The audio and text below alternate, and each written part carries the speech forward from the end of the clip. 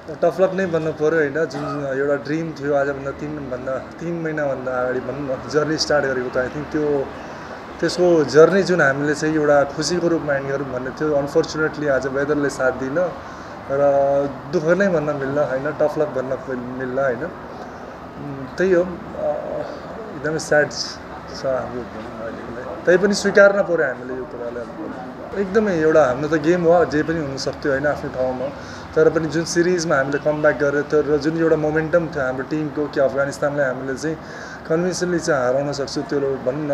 सिरिजमा चाहिँ सेकेन्ड म्याचमा हामीले स्ट्रङली कमब्याक गरेको थियो, त्यसपछि लास्ट म्याचमा एकदमै कन्भिन्सिङ भिक्ट्री गरेको थियो। त्यसले गर्दा चाहिँ केटाहरूको जुन मोरल थियो एकदमै हाई थियो र एउटा भनौँ न जुन एउटा अरू टिमले चाहिँ जुन सोचिरहेको थियो कि पानी परोस् भन्ने चाहिँ त्यो कन्डिसनमा हामीले चाहिँ आफूलाई चाहिँ पोजिटिभ वेमा लिएर गएको थियो कि यदि हामीले म्याच खेल्छौँ भने चाहिँ यो म्याचमा अभियसली हामीले विन गर्छौँ भन्ने जुन विश्वास थियो, त्यो कुराले गर्दा चाहिँ एउटा गोल्डन चान्स मिस भयो जस्तो लाग्छ। त्यही भन्नुभयो कि अब 2-3 ठाउँमा चाहिँ अलिकति प्याचेस चाहिँ जसले गर्दा चाहिँ अलिकति खेलाडीलाई चाहिँ इन्जुरी हुनसक्छ। सो त्यो चान्स चाहिँ लिन मिल्दैन। So we have tell you just match will call off होइन। एकदमै यो ब्याच चाहिँ भनौँ न झन्डै 11 जना चाहिँ एकदमै नयाँ थियो होइन। एसिया कप मात्रै खेलेको थियो 3-4 जना होइन। र ओभरअल मैले अघि नै भनिसकेँ 3 महिनामा जति यो भनौँ न बच्चाहरूले चाहिँ एकदमै मेहनत गर्यो र आफ्नो ट्यालेन्ट जुन छ ग्रुम गर्यो आफूलाई चाहिँ आई थिङ्क तिनीहरूलाई चाहिँ ह्याट्स अफ छ। र अहिले आएर जुन हामीले टुर्नामेन्टभन्दा अगाडिसम्म अहिले आएर चाहिँ भनौँ न लास्टमा हामीले चाहिँ यो टुर्नामेन्ट सुरु गर्ने अगाडि चाहिँ दिल्लीसँग सिरिज खेल्यो, त्यसमा पनि भनौँ न अब जुन दिल्लीको जुन टिम छ हामीले 3-0 जित्यो, त्यसमा चाहिँ लगभग अन्डर 19 खेल्ने 3 जना प्लेयर थियो भने चाहिँ अन्डर 23 खेल्ने 3 जना प्लेयर थियो। त्यो टिमलाई चाहिँ हामीले जुन आफ्नो कन्डिसनमा 3-0 को विन गर्यो, त्यो एउटा एकदमै हाई पर्फर्मेन्स थियो नेपाल टिम अन्डर 19 टिमको भने चाहिँ अफगानिस्तानलाई जुन अलिकति हामीले सोचिरहेको थियौँ कि हामीलाई चाहिँ गाह्रो हुन्छ, तैपनि हामीले आफ्टर फर्स्ट म्याच चाहिँ हामीले बाउन्स ब्याक गर्यो। सो त्यो कुराले हेर्दाखेरि चाहिँ एकदमै हाम्रो भनौँ न एउटा जुन यो बन्च थियो एकदमै एक्स्ट्राअर्डिनरी थियो होइन।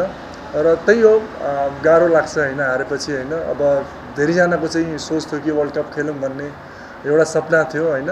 अब हेरौँ के हुन्छ होइन। अहिले त अब अहिलेको लागि चाहिँ हाम्रो डिस्क्वालिफाई भएको छु, यो वर्ल्ड कप चाहिँ छैन।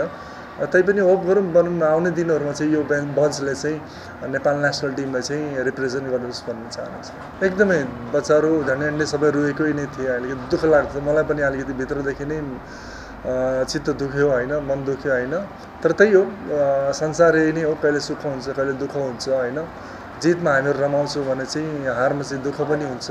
मैले पनि भने उहाँलाई मेरो क्यारियरमा पनि योभन्दा बढी दुःख पनि हामीले भोगेको छौँ, योभन्दा ठुलो सुख पनि पाएको छौँ। सो एउटा लाइफ हो, एउटा लेसन लो। सायद हामीले कतै न कतै एउटा सानो कमजोरी होला, कतै मेहनत कम गऱ्यो होला कि सायद हामीलाई अब योबाट लेसन लिनुपर्छ कि यदि कुनै चिज नराम्रो हुन्छ भने आउने जुन छ त्यो झन् राम्रो हुनको लागि भएको हो।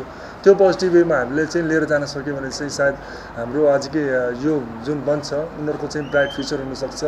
र जसरी मैले पनि लिन्छु कहिले कहिले चाहिँ नराम्रो कुनै क्षण जान्छ भने मैले के फिल गर्छु भने त्यो कुराले चाहिँ कसरी फिल गर्छु भने राम्रो हुनको लागि नै नराम्रो भएको छ भनेर चाहिँ त्यसरी फिल गर्यो भने चाहिँ तिमीहरू चाहिँ एकदमै भनौँ न लङ वेसम्म जान सक्छौ।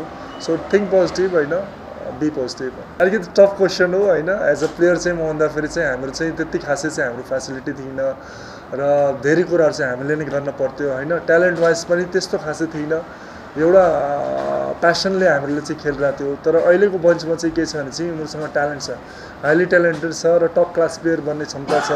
र क्याम्पको जुन फेसिलिटीहरू छ अहिले चाहिँ भनौँ न झन्डै 3 महिनाको क्याम्प लगायो र हामीले चाहिँ ठुलो टुर्नामेन्टभन्दा अगाडि चाहिँ राम्रो टिमसँग प्र्याक्टिस म्याचेसहरू थियो।